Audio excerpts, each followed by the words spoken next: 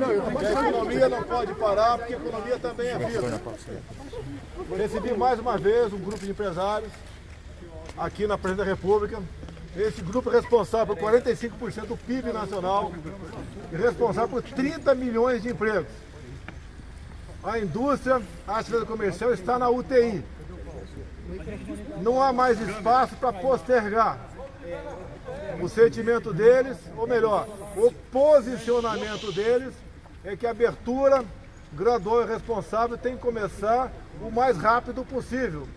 Caso contrário, podemos atingir situação de países que nós já conhecemos, que fica impossível a gente voltar a ser o que nós éramos em janeiro do corrente ano. Então, com esse objetivo, apelando à sensibilidade de todos, que a responsabilidade é de todos, é do Executivo, Legislativo, Judiciário, governadores, prefeitos, empresários, e buscar a solução para isso. Então eles vieram aqui mostrar ao senhor presidente Dias Toffoli, presente aqui nesse evento, o que realmente está passando a atividade econômica do Brasil. Aquela história, então, de que a economia deixa para lá, primeiro vida, não é verdade. Sempre disse que as duas atividades tinham que ser tratadas com responsabilidade. Então ninguém melhor do que o senhor Marcos Polo, aqui no momento, representando os empresários, que fale um pouco com vocês, e depois o Paulo Guedes, para que todo o povo brasileiro entenda, né? Se bem que grande parte já está entendendo, o que está acontecendo e para onde nós não queremos ir. O veto, presidente, o senhor vai vetar o reajuste do funcionalismo? Marcos Polo aqui, Marcos Polo com a palavra aqui. Bom, o que nós viemos trazer ao presidente Bolsonaro e depois aqui ao presidente Toffoli é o fato de que nós da indústria, além do enfrentamento da Covid-19, nós estamos enfrentando uma severa, profunda crise de demanda ocasionada pelas decisões que foram tomadas, necessárias num primeiro momento, importante, de fechamento da ponta, vamos dizer assim, do comércio, enfim, das atividades.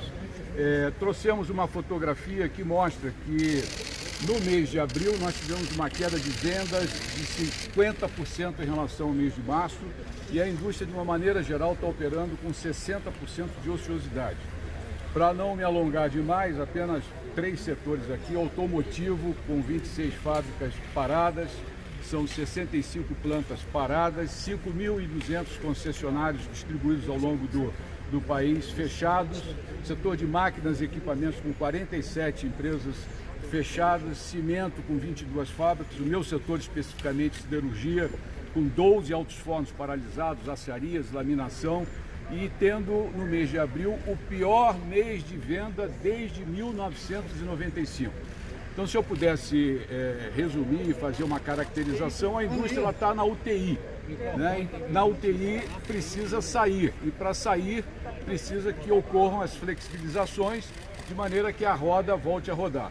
Toda vez que individualmente eu sou perguntado, bom, mas a siderurgia, a indústria não poderia esperar mais 15 dias para atender o que seria o regramento da Organização Mundial da Saúde, eu informo que a siderurgia não parou, como várias outras atividades não pararam no país, atividades prioritárias, essenciais, e não pararam com total segurança dos colaboradores, através de protocolos rígidos de segurança e de saúde. Então, a nossa percepção é que esses protocolos que o Ministério da Economia já tem pronto, porque compilou, consultou todos os segmentos, esses protocolos podem ser utilizados em outras atividades, de maneira que a gente consiga o quanto antes a flexibilização. Eu acho que era isso. Obrigado. Desde o início da crise, o presidente nos alertou para salvar vidas e proteger os empregos, preservar os empregos. Nós lançamos a camada de proteção para os informais, para os mais frágeis, para os mais idosos. E essa camada de proteção, temos aí 3, 4 meses que a população brasileira tem meios de subsistência.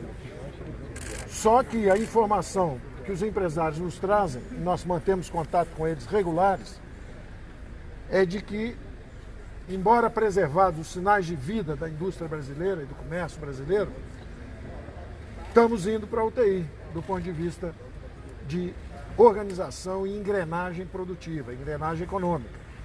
Então, na hora que eles nos comunicaram isso, o presidente imediatamente disse, olha, esse é um trabalho que nós temos que fazer juntos, vamos compartilhar essa informação com o Supremo, para que todos vejam que, embora nós tenhamos preservado os mais frágeis e os sinais de vida, de funcionamento da economia brasileira, como disse o Marco Polo, as acearias ainda estão funcionando, está tudo funcionando, a 40% de capacidade. Não faltou comida para os brasileiros, não faltaram os recursos de apoio dos programas que nós lançamos, está tudo ainda organizado. Só que eles estão dizendo o seguinte, há perigo de começar a desorganização. Então, embora nós estejamos protegidos, a população e todos tenham os recursos, o que adianta se daqui a 30 dias apaga a luz, desliga a comida, para a produção nacional? Então, o alerta que eles deram é muito importante, que é o seguinte, olha, embora haja proteção, o povo ainda tenha o dinheiro na mão, daqui a 30 dias pode ser que comecem a faltar nas prateleiras, pode começar a faltar e desorganizar a produção brasileira. E aí você entrar em um sistema de não só de colapso econômico, mas de desorganização social. Então o alerta é muito importante e eu aproveitei justamente para renovar que num momento como esse, em que a população brasileira está correndo risco, perde emprego, alguns inclusive perdendo a vida, eu renovo o meu pedido de contribuição no funcionalismo público.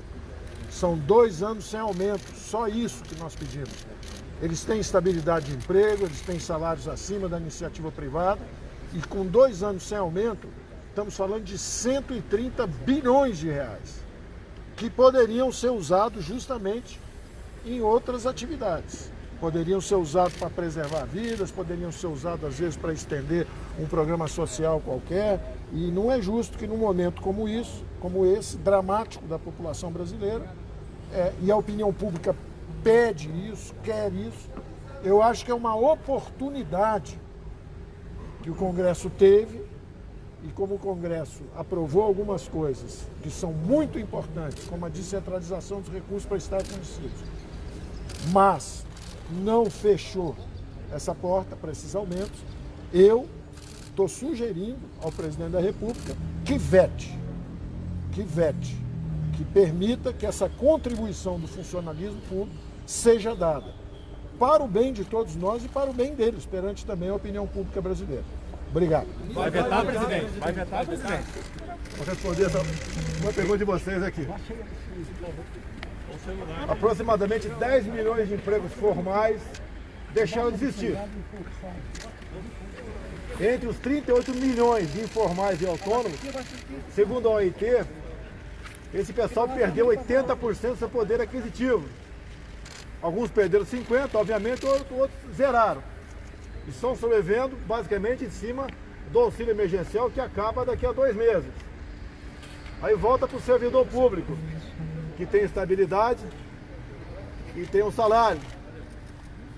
Há pouco, uma proposta do presidente da Câmara era de cortar 25% para todo mundo. Paulo Guedes decidiu que poderia ser menos drástico, apenas fazer que até dezembro do ano que vem não tivesse no reajuste. E assim foi combinado, assim foi acertado. O parlamento entendeu que certas categorias poderiam ter reajuste. O que nós decidimos? Eu sigo a cartilha de Paulo Guedes na economia. E não é de maneira cega não, é de maneira consciente e com razão.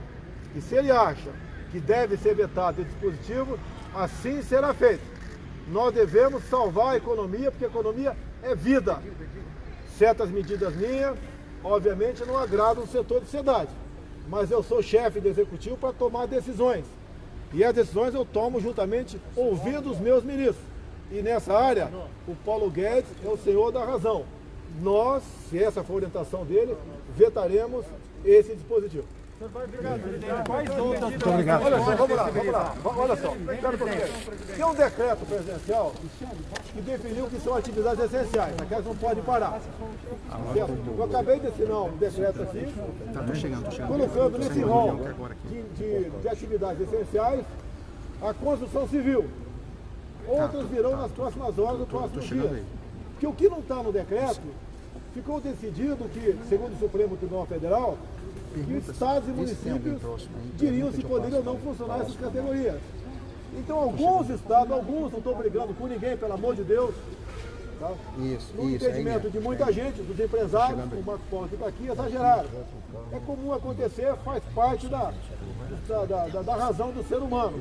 Então nós vamos começar a colocar mais categorias essenciais para nós podermos abrir com responsabilidade e observando as normas do Ministério da Saúde, de modo que cada vez mais rápido nós possamos voltar à atividade normal. Caso contrário, depois da UTI, tá, é o cemitério. E não queremos isso para o nosso Brasil. Tá bom, presidente? Vamos embora.